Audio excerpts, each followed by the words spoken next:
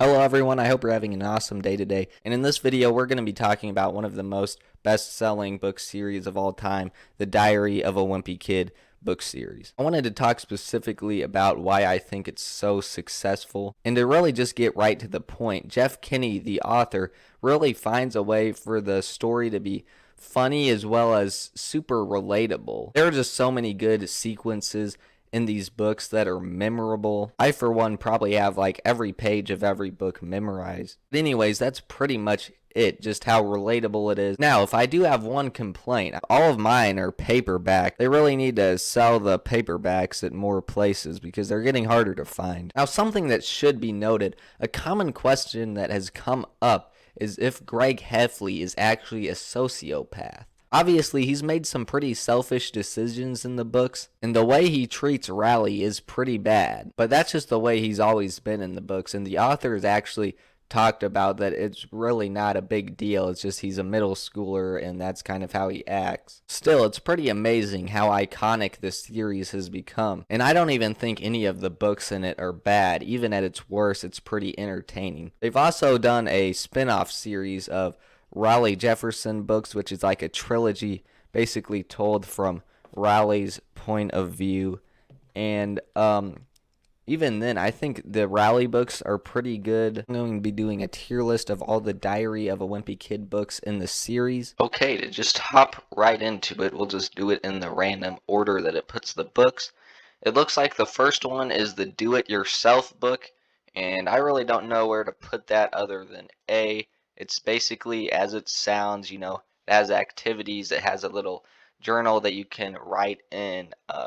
It's just pretty neat, just an activity book. Nothing too crazy, but it's exactly as advertised. Diary of an Awesome Friendly Kid. I'll just put that one in B. Alright, then we have Old School. I'm going to put this one in the S tier. This is super underrated. From beginning to end, I really like what they did with the plot. Then we have Double Down, probably the worst one in the series. I don't want to put it at F, but I'll put it at D. They kind of just have too much going on. Doesn't really focus on anything, but I don't want to put it in F because there are a lot of memorable things in here. We have The Getaway, and I'll put this one on B. I'm not too crazy about this one. It's just a vacation that the Heffley family goes on, but it's good enough. The Meltdown, and I'm going to put this one in the A. It's also pretty underrated. Then Wrecking Ball. I'm going to put this one on C.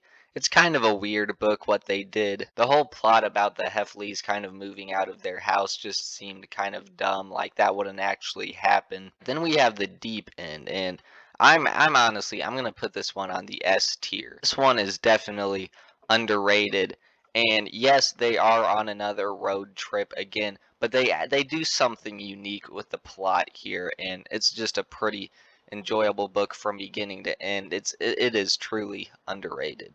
Then we have Big Shot. I'll put this one on the B tier. Kind of wish though that Raleigh was on more than just one page of this book though, because in the recent books Raleigh has really hardly been in them, and so I don't know if Jeff Kinney is just running out of ideas of what to do with the character, but something about that needs to change. Diaper Overload, and I will also put this one on the B tier. This is a pretty entertaining book where they just went with kind of the rock and roll theme of Roderick's band and stuff.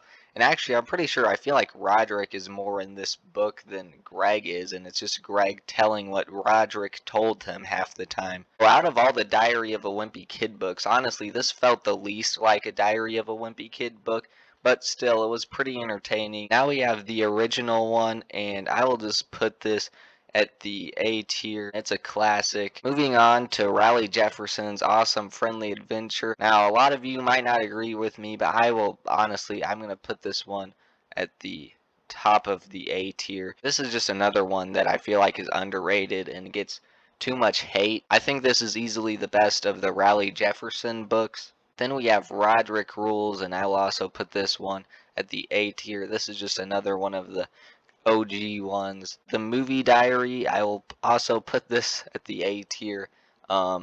Basically a book about how they made the first three movies, and it's actually pretty interesting. Then we have Raleigh Jefferson's Awesome Friendly Spooky Stories.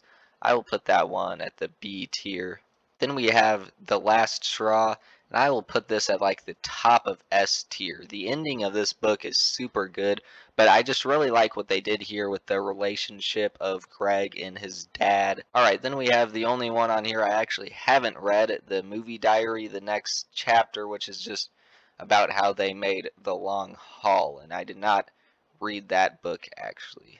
Then there's Dog Days, and I will put this one on the A tier as well, just another one of the classics. Then there's The Ugly Truth. I will also put this one on the S tier. This was another one that was just really funny, and it was jam-packed with a bunch of stuff about Greg becoming a teenager, and then the whole plot of Uncle Gary's wedding is just really good. And then there's Cabin Fever.